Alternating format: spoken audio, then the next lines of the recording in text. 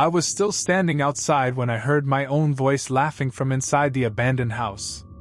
I wasn't supposed to stop. I was supposed to keep driving past the dead fields and rotting barns, keep ignoring the low gas light blinking at me from the dashboard, and trust that the highway would show up eventually. But after 2 straight hours of empty roads and static on the radio, my nerves were shot. I needed a break, 5 minutes, that's all. Just enough time to breathe. That's how I ended up in Ashford. If you blinked, you missed it. No signs. No lights. Just a single cracked road and a scattering of buildings, slumped like they'd been forgotten by the world a long time ago. I pulled into what used to be a parking lot, judging by the faint lines under the weeds, and killed the engine. The silence was immediate, heavy. Even the wind sounded tired here, rattling broken street signs and tugging half-heartedly at the dying trees. I sat there for a while, convincing myself I'd just stretch my legs and go. But my eyes kept drifting to the house across the street. It wasn't like the others. It was bigger. 3 stories tall, if you counted the narrow attic windows staring down at me like a row of blind eyes. The porch sagged like a snapped bone. The paint had long since peeled away, leaving the wood exposed and raw. Every surface looked soft with rot. And yet, something about it pulled. That's when I heard it. My own voice. Laughing. From inside the house. At first, I thought it was the wind playing tricks. Maybe an echo from the radio I hadn't realized I left on. But the laugh, it was too specific. Too familiar. It was me. Clear as day. I froze with my hand on the door handle, heart slamming up into my throat. The logical part of my brain sputtered for an explanation. Maybe someone inside was messing with me. Maybe there was an animal trapped in there, and the sounds were just coincidence. But deep down, I already knew. Something was waiting for me in that house. And because I'm an idiot, or maybe because I was just too tired to fight it, I got out of the car. The gravel crunched under my sneakers, loud in the heavy air. Every step toward that house felt like a choice I couldn't take back. My breath made small clouds in the cold, but the air coming off the porch felt warmer. Damp, like something breathing against my face. The front door was half open. Not swinging. Not creaking. Just hanging there, crooked on its hinges, yawning wide like it had been waiting for me. I told myself to knock. Like knocking would somehow make it normal. I raised my hand. And the door moved. Not slammed. Not blown by the wind.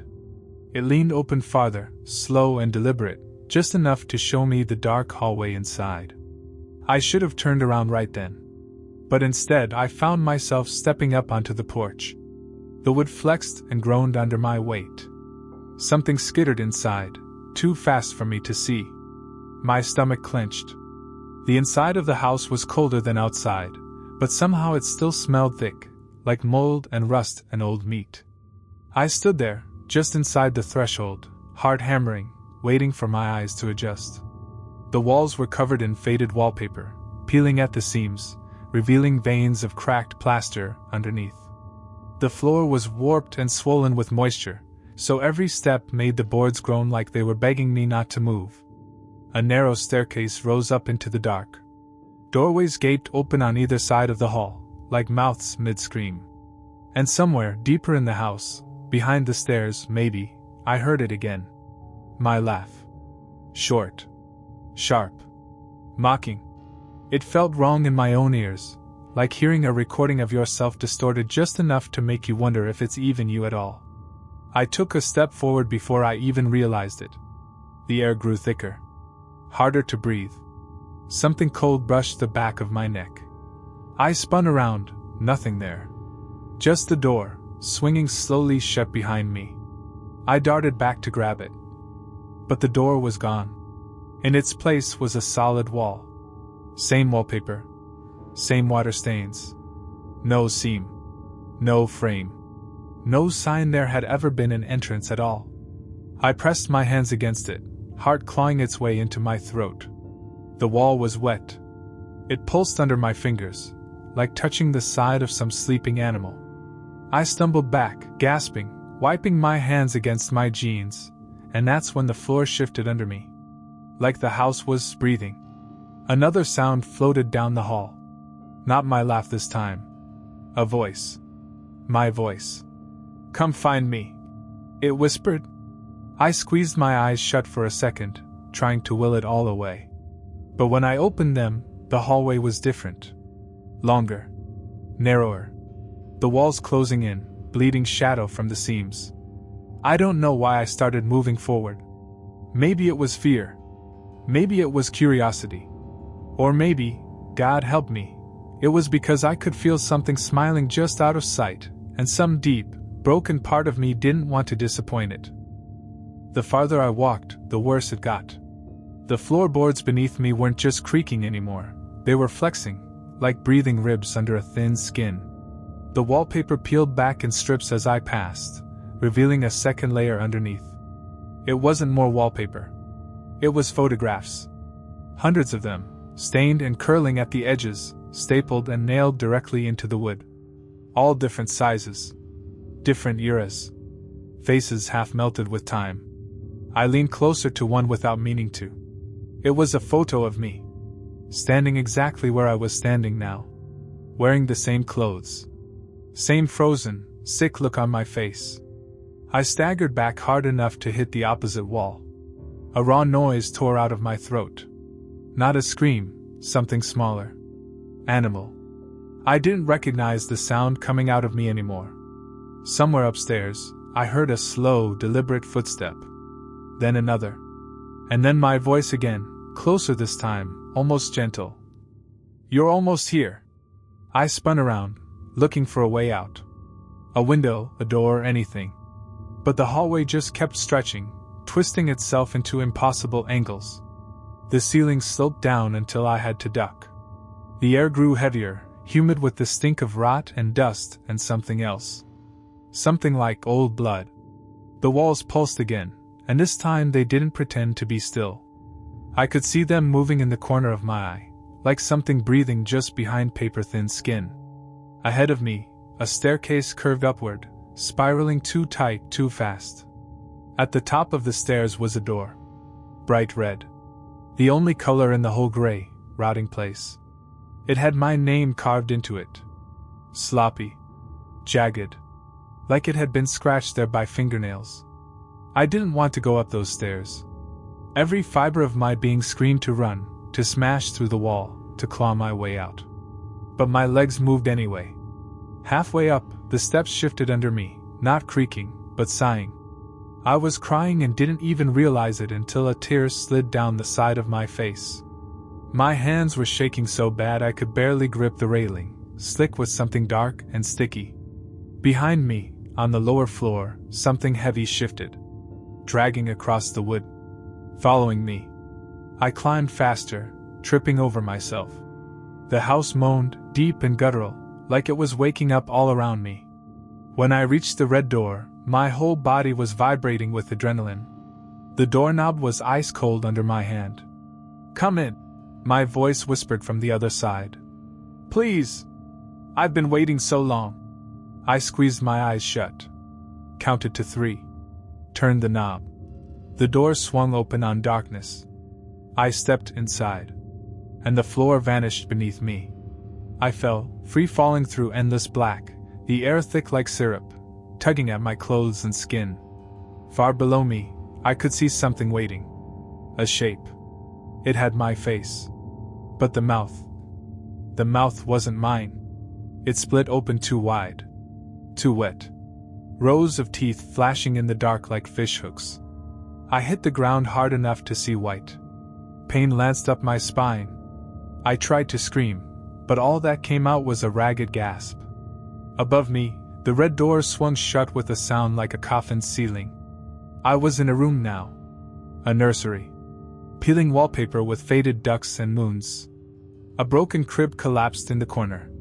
Toys scattered across the floor, melting into the rot. There were no windows. No exits. Just a mirror hanging crooked on the opposite wall. In it I saw myself. Only it wasn't me. It was what had been calling to me all along. It smiled. I didn't. It raised one hand, beckoning. I stood there, frozen, shaking, as it whispered in my own voice. Time to come home. The house had been abandoned for 20 years, so why did I find a fresh bouquet on the porch every Sunday? I wasn't supposed to notice the flowers. I was supposed to finish the moving job, get my paycheck, and never think about that crumbling little town again. Just another 2-day gig helping strangers shove their lives into cardboard boxes and rental trucks. But on the second morning, while I was out front taping up a few boxes, I saw it. A small glass jar, placed carefully on the front porch of the house across the street. Inside the jar, a bundle of wildflowers. Fresh. Dew still clinging to the petals. Now look, I grew up around this stuff. I know the difference between a bunch that's been sitting around for a while and something that was just cut. These flowers had been picked no more than an hour ago. Which made no sense. The house across the street wasn't just abandoned, it was ruined. Roof caved in. Windows boarded over. Front yard a jungle of knee-high weeds. It didn't even have a real driveway anymore, just a cracked patch of concrete swallowed by grass. The real estate agent helping the family move out had mentioned it, offhandedly. You see that place? He said, nodding toward it with a half-smile. Been empty since '04. Nobody's touched it. Not since the fire. Fire. I hadn't noticed any scorch marks when we rolled in yesterday. Just the usual slow rot that happens when nobody cares anymore. But now, standing there with packing tape stuck to my fingers, I stared at that tiny jar of flowers, and felt the hairs on my arms lift. I walked to the edge of the driveway, just far enough to get a better look. The front door was cracked open. Only a few inches. Like it was waiting. A breeze pushed through the trees overhead, stirring the grass and sending a shiver through me. I told myself it was kids. Or squatters. Or some sad little tradition someone in town couldn't let go of. But it didn't feel like that. It felt personal. When my boss barked at me to grab another dolly from the truck, I jolted like I'd been slapped. The spell broke. The house stayed where it was, sagging under the heavy gray sky. But all day, I couldn't stop glancing at it. At the porch. At the flowers. At the door that seemed to inch farther open every time I looked. That night, the moving crew hit up the only bar in town. 2 beers in, my curiosity got the better of me. Hey, I asked one of the guys, you know anything about that house across the street? He gave me a weird look.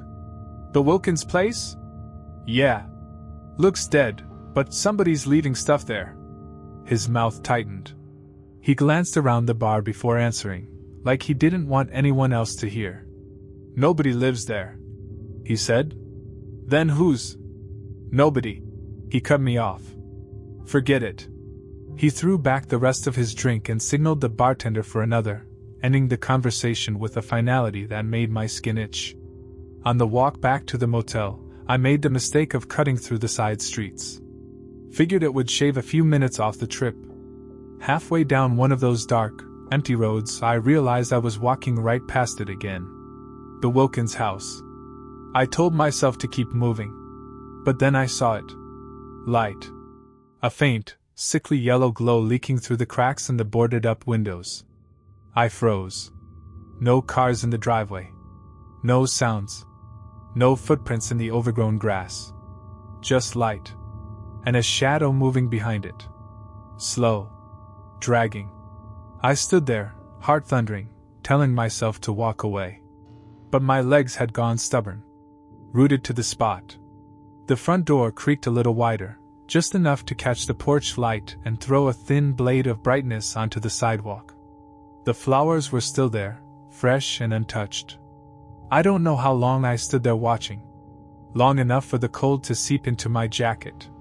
Long enough for the light to flicker, just once, and the shadow to drift closer to the door. Too close. I turned and booked it, walking so fast it was basically a run, head down, hands jammed in my pockets, pretending I hadn't seen anything. I didn't look back. You shouldn't either. The next morning, I was back at the moving site, trying to mind my own business. And failing. Because when I glanced across the street, There were 2 jars of flowers now. 2. Placed side by side on the steps like little tombstones. And the front door? Wide open. Darkness yawning inside. As if whatever was waiting had decided it didn't need to be subtle anymore. I should have left town right then. Walked off the job, packed my stuff, and peeled out of there without a second glance. But something about those 2 jars sitting side by side on the porch, fresh flowers nodding in the breeze, felt like a dare. A message meant for me. I told myself I wasn't gonna do anything stupid. Just walk across the street. Take a closer look. Maybe finally put my mind at ease. It was early, barely 8 a.m., and the neighborhood was dead silent. Not a soul outside. No birdsong. Not even a breeze anymore. Just me, and that house yawning, its rotten mouth open wider and wider. I crossed the street. The grass in the yard was so overgrown it came up past my knees, stiff and scratchy against my jeans. A few steps in, I noticed the grass was flattened in some places. Like something heavy had been dragged across it. Or had been crawling. I told myself it was nothing. A deer, maybe? A big dog. But deep down, I didn't believe that. The closer I got, the worse the smell became. Mold, damp wood, something sour and metallic baking under the morning sun. I stepped onto the porch, the boards sagging under my weight. The jars sat there, side by side.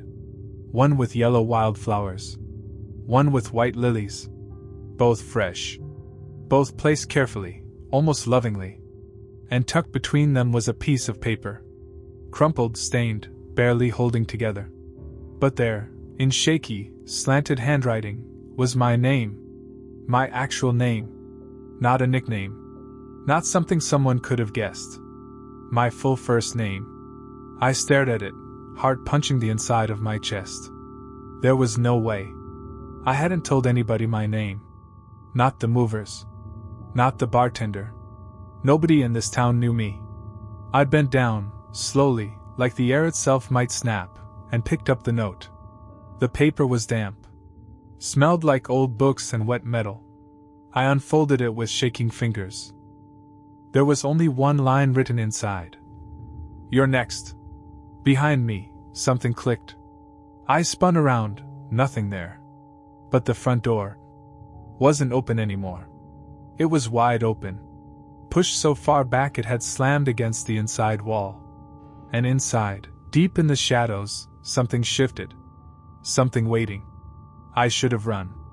I should have bolted back to the moving truck, left everything behind, and never looked back. Instead, I found myself stepping over the threshold. The temperature dropped instantly, the air going dense and wet against my skin. Inside, the house was rotted through. Floors buckled. Wallpaper peeled away in long, weeping strips. A sour rot smell clung to everything, so thick it burned the back of my throat. And yet, there were signs of life. Fresh footprints in the dust. A kettle still warm on the dead stove. A dirty mattress dragged into the middle of the living room, surrounded by piles of clothing, books, old toys.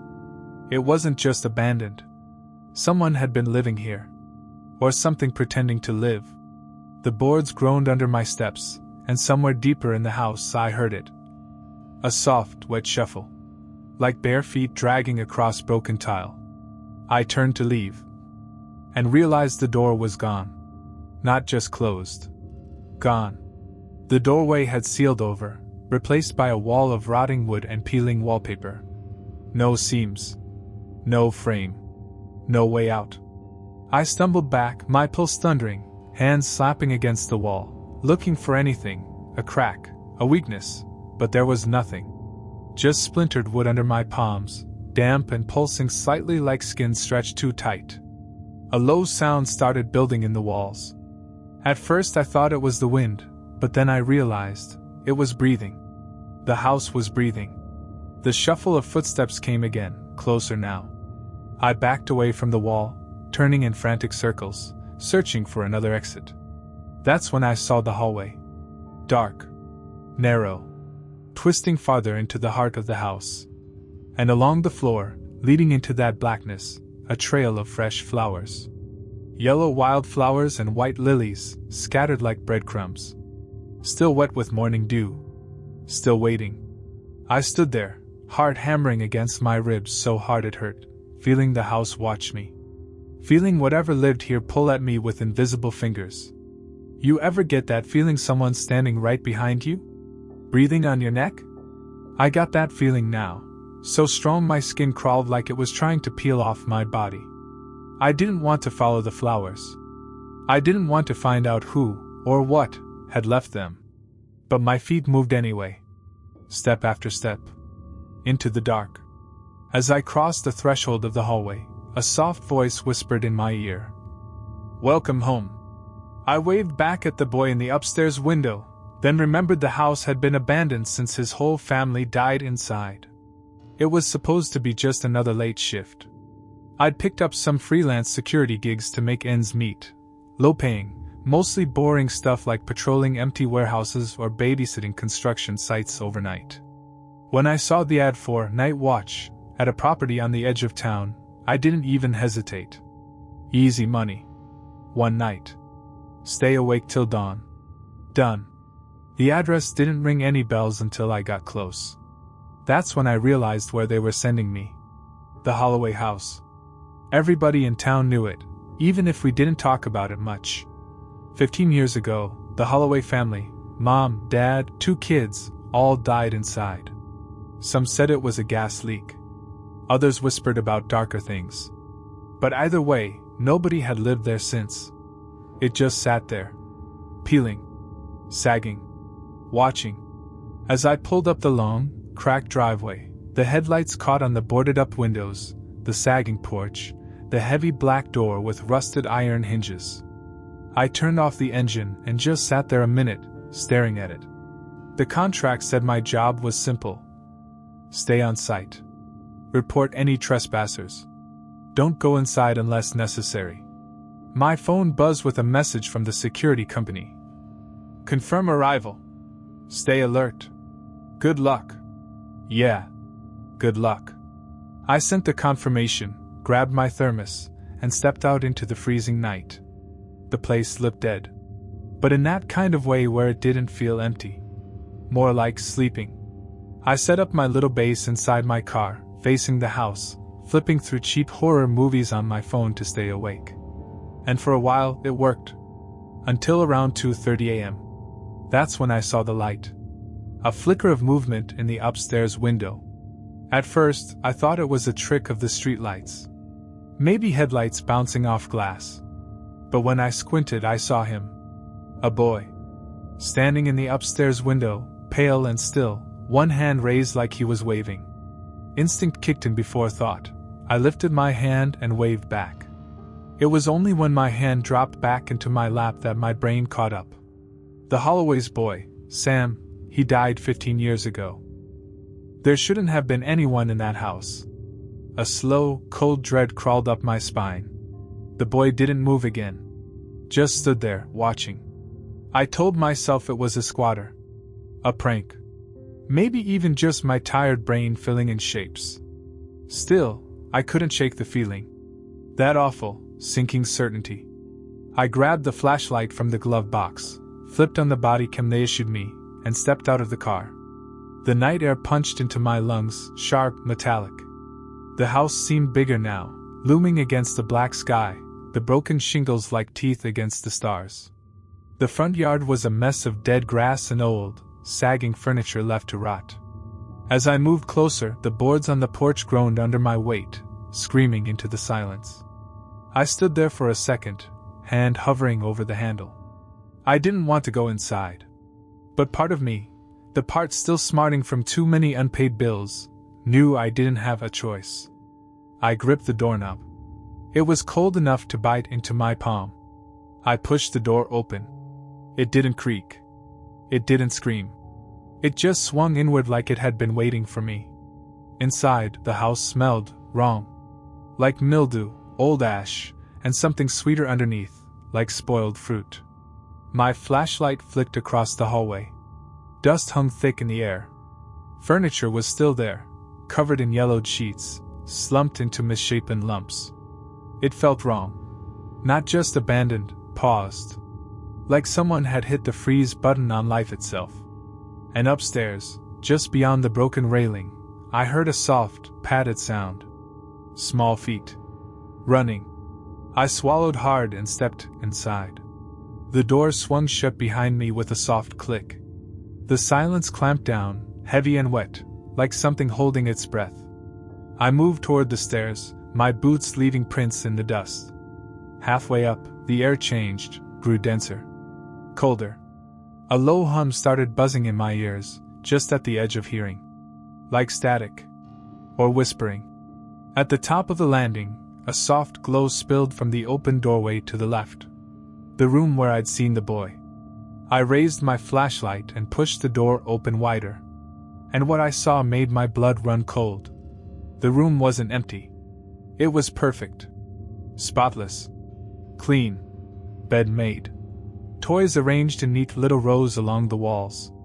A model train circled slowly along a track set up around the perimeter, its tiny engine puffing silent clouds. Sitting on the bed, smiling at me, was Sam Holloway. Exactly like the pictures. 7 years old. Freckles. Shaggy blonde hair. Gap in his front teeth. And when he spoke, it wasn't just his voice. It was my voice too. We've been waiting for you. I don't remember deciding to step inside.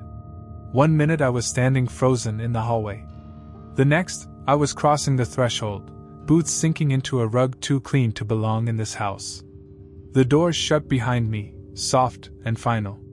Sam Holloway watched me with wide, unblinking eyes. His smile never wavered. Not once. I tried to speak, to say anything, but my throat locked up.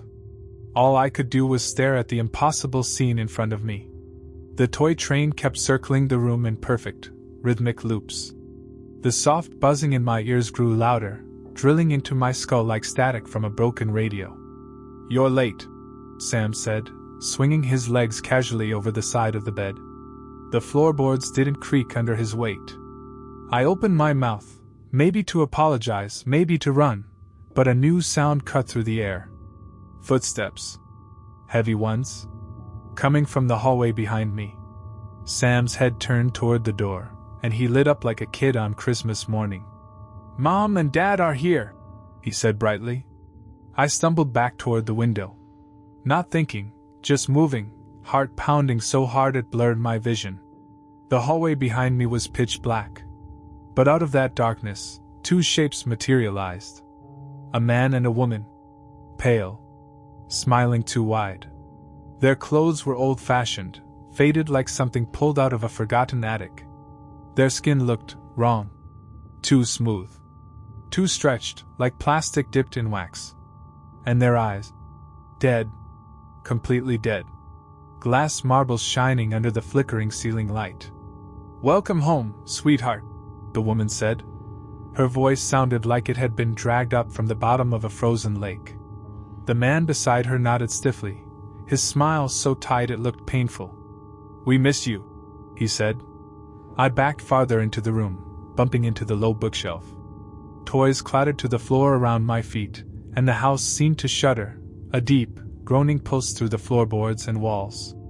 The train rattled faster now, circling the room like it was trying to build speed for something. Sam stood up and held out his hand. "You're not supposed to leave again," he said. The way he said it. It wasn't pleading. It was a command. I shook my head, inching toward the window. Maybe I could smash it. Maybe I could climb out. But when I turned, the glass had changed. It wasn't a window anymore. It was a mirror. And in it, I didn't see myself. I saw a stranger. My clothes. My face. But older. Worn down. Eyes hollowed out by something I didn't understand. Behind me, the Holloways moved closer. Still smiling. Still dead. "Stay," the woman whispered. "Stay forever," the man echoed. The static in my head reached a screaming pitch, and for a second, just one awful second, part of me wanted to say yes. Wanted to sit down. Pick up the toys. Join the family I never had. Because that's what they were offering, wasn't it? A home. A place to belong. A place to rot. I squeezed my eyes shut and did the only thing I could think of. I ran. I barreled straight through the shapes crowding the doorway. They didn't fight me. They didn't scream. They just watched. Smiling. I tore down the staircase, stumbling over warped steps, slamming into the wall at the bottom hard enough to bruise. The front door was still gone. In its place, another mirror, rippling faintly like the surface of a pond. But to the side, near the kitchen, I saw a thin sliver of moonlight leaking through a cracked window. I sprinted for it. The house howled around me, a low, furious moan that made the walls tremble and the floor split at the seams. I didn't look back. Didn't dare.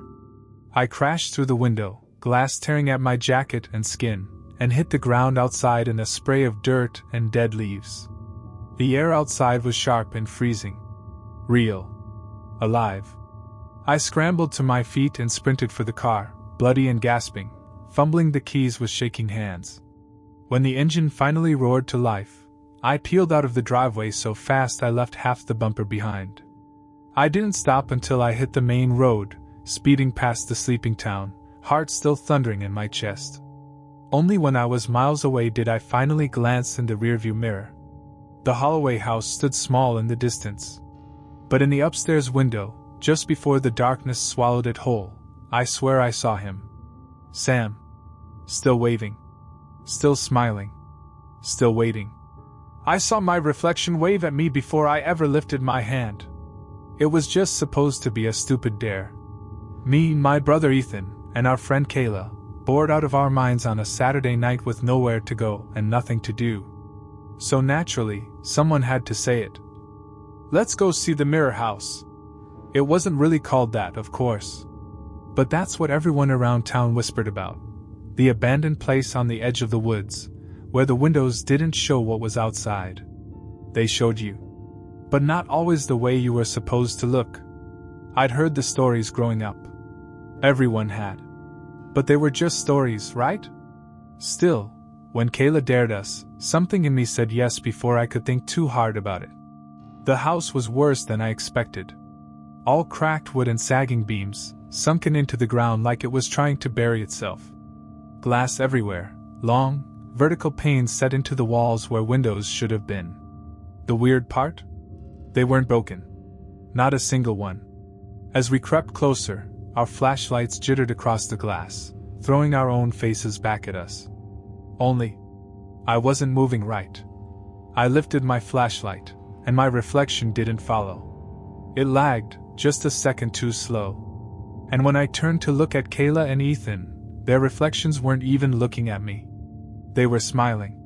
Grinning wide. Wider than their real faces ever would. I laughed it off, a short, shaky sound, and blamed the old glass. Warps. Refractions. Tricks of light. But my stomach was already curling tight. We circled the porch, kicking through weeds and broken boards. The front door was barely hanging onto its frame. One push, and it groaned inward. Inside, the air was colder. Sharp with mildew and something else, something almost metallic. The walls were bare wood, stripped of any paint or paper. But the mirrors were everywhere. Long sheets of glass embedded into the walls, the ceiling, even the floor in places. The whole house reflected itself endlessly. An endless loop of our faces, stretched and twisted just wrong enough to make my skin crawl. We stuck close together. Flashlights swinging wildly as we stepped deeper inside, our footsteps muffled by the thick dust. It wasn't until we reached the living room that the real horror started.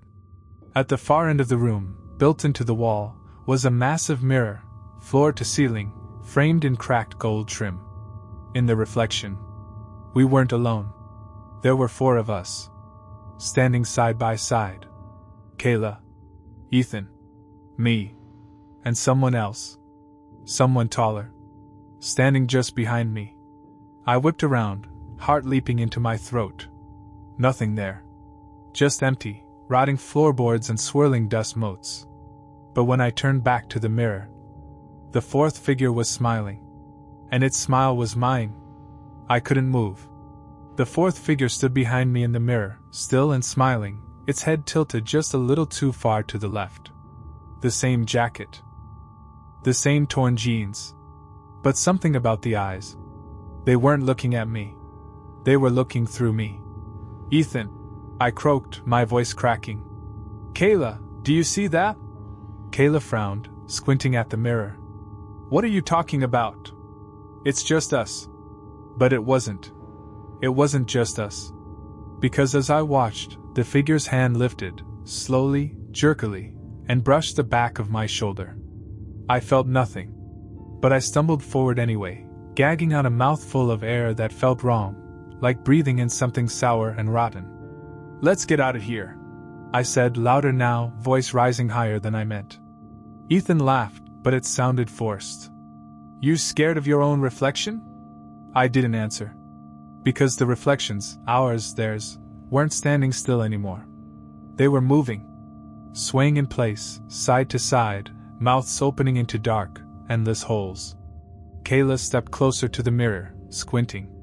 "You guys, why do we look like that?" Her reflection's eyes rolled up into pure white. Her mouth stretched, cracking at the corners. And then, it slammed its hands against the glass. The sound was deafening in the otherwise dead house. Kayla stumbled back, nearly knocking me over. I grabbed her arm and yanked her toward the door. "Go!" I shouted. "Move!" The house shuddered, a low, groaning sound echoing through the floorboards like something waking up. Our flashlights flickered wildly. All around us, in every wall, every ceiling panel, every shard of broken glass, our reflections twisted and writhed. Mocking, grinning, dragging themselves forward against the inside of the mirrors. We bolted for the front door. The hallway stretched longer with every step. I could feel something nipping at my heels, cold and fast, like hands reaching out of the walls, brushing my jacket, catching my sleeves. Kayla screamed. Not words. Just terror. I risked a glance over my shoulder. In the mirrors lining the hall, 3 figures were chasing us. Not copies. Not shadows. They were ahead of us in the reflection, closing the distance fast, arms outstretched like broken marionettes. I shoved the front door with everything I had. It didn't budge. I slammed into it again, panic clawing up my throat, feeling it bubble into the back of my eyes. Behind me, the air grew colder. Sharper. Kayla and Ethan pounded on the door beside me. Finally, with a sound like ripping paper, the hinges gave way. We tumbled onto the porch, coughing and gasping, throwing ourselves down the broken steps without looking back. When we hit the tree line, I finally risked a glance over my shoulder. The front door of the house hung loose, yawning into blackness. And in the shattered glass windows, I saw them. 3 reflections. Still standing there. Still smiling. But it wasn't us anymore. It was what the house had taken from us. Twisted copies. Waiting. Waiting for someone else to wander too close. Someone else to wave back.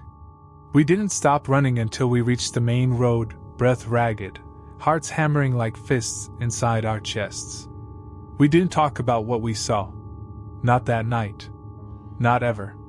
But sometimes, when I'm walking past a shop window or catching my reflection in a car mirror, I see something. Just for a split second. A version of me that isn't quite right. Grinning too wide. Tilting its head just a little too far. Waiting. And I wonder, did I ever really make it out of that house? Or did something else leave wearing my skin?